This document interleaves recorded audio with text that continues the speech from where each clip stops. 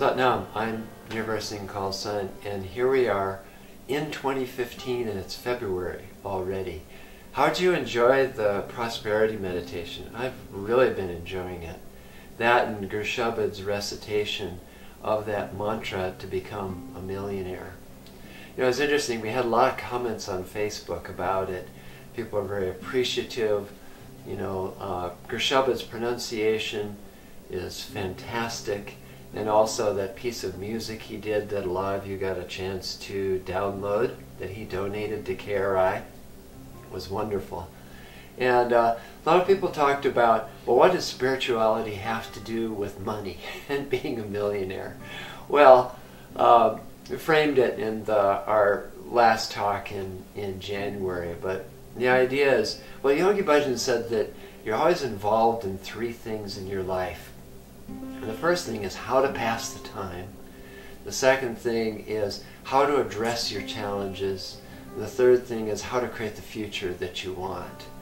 And so how you pass your time is always interesting. A lot of times when you're passing your whole time addressing your challenges, you know, you need some downtime. You know, people need hobbies. You need things to do to occupy your time that are uplifting, that really express yourself, of course, which you can do with your challenges in any event. But the idea is to, from Yogi Bhajan's point of view, is to have just the right amount of prosperity in terms of the kind of resources that you have. Of course, the idea of prosperity is extended much beyond that. You know, it's your self-concept, it's your ability to love, it's the things that surround you. It's not just the state of your bank account.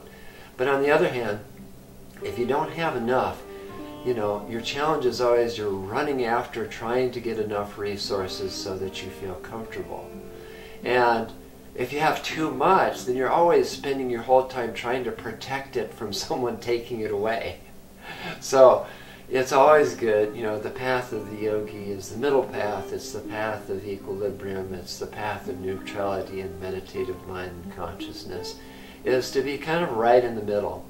If you're blessed to have a lot, if you become a millionaire, then you have that wonderful opportunity to create the middle path for yourself and to share what you have with others.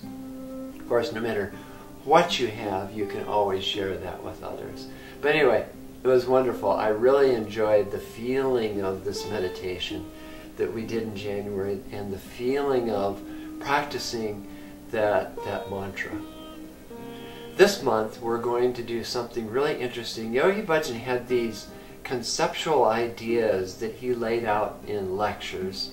This came from a lecture that he gave at UCLA. It was called an advanced class in 1974. And it's the idea of pulse and impulse. And a fascinating thing that he didn't talk a lot about later on, but he gave this really great kriya, this meditative practice using this incredible mudra that we're going to do this month so that you can relate to the difference between pulse and impulse. And the idea of impulse is that, you know, these thoughts are created, you know, in the universe that you kind of grab and you color with your mind and you kind of focus on with your mind, and eventually those thoughts turn into, you know, desires and actions and things like that. A lot of times we live purely by impulse. You have the opportunity to kind of cut those thoughts so that you're not always running on impulse, and that's the fulfillment of the desires, which in a certain sense may not even be your own, or may not have a relationship actually to the pulse of you, to your true nature, to really why you're here on the planet. And so it's good to have an orientation of pulse. When I was thinking about orientation, have you ever done any orienteering? You know, it's something that we did in the Northwest and up in Alaska, where you have a map and you have a compass and you know, follow certain points, so that basically it's a process, a kind of a fun process of learning how to use a compass and a map. But the compass itself is the technology, just like the technology of Kundalini Yoga as taught by Yogi Bhajan. The map is the spiritual path that has been laid out by masters like Yogi Bhajan. And so we use this technology so we can kind of follow this map.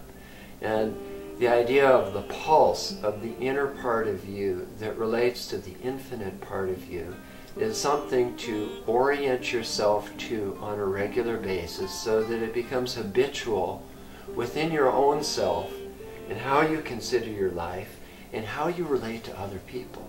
Isn't it great? You know, it's so easy sometimes to see the impulse in other people.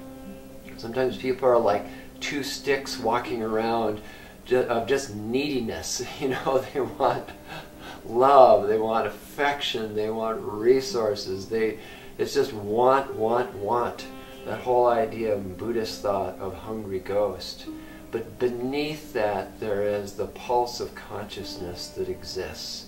And so relating to that and to another person, with another person, is always just a wonderful thing so that you can actually really be a human being having a spiritual experience and relating to other people that way. And it reminds me of one time I was in this grocery store a long time ago. I was in the natural foods business, and this bent old man came up. And he had, you know, osteoporosis, and he couldn't stand up straight, and he had a cane, he was quite old. And I was looking at the shelf, and he walked up and he looked at me kind of like this and said, "What the hell do you think you are?" You know?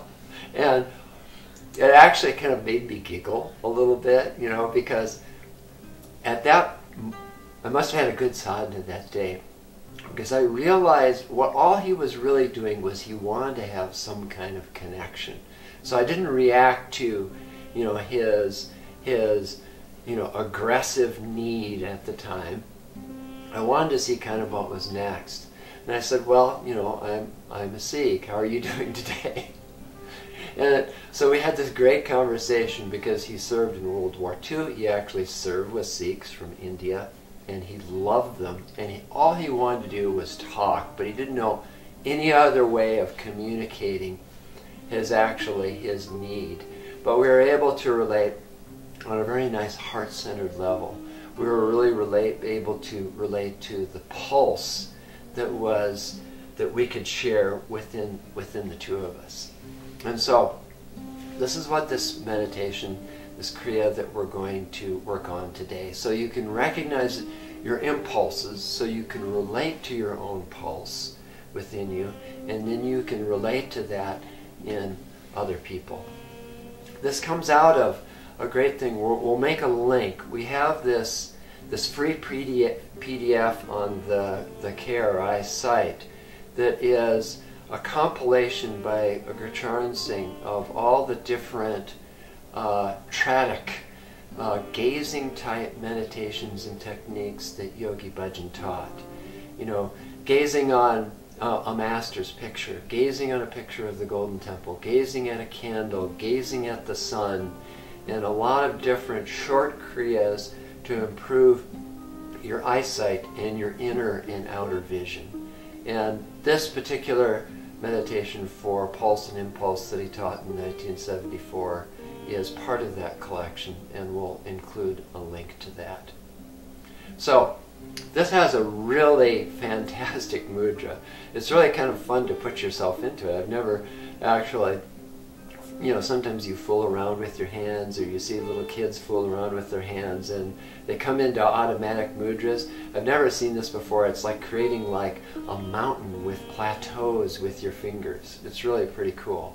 So I'll show you exactly how you're going to get into the mudra. First you place the edges of your hands together, and then you, behind your Mercury fingers, your little fingers, you join your ring fingers. Behind your ring fingers, you join your tall fingers, your Saturn fingers, and then you place the hands in Gyan Mudra. So you've got this kind of mountain of stacked plateaus. And then that's when you bring the hands up about solar plexus height, maybe a little bit higher, right to a point where you're still in this fixed position, but you can see especially the tops of your ring fingers.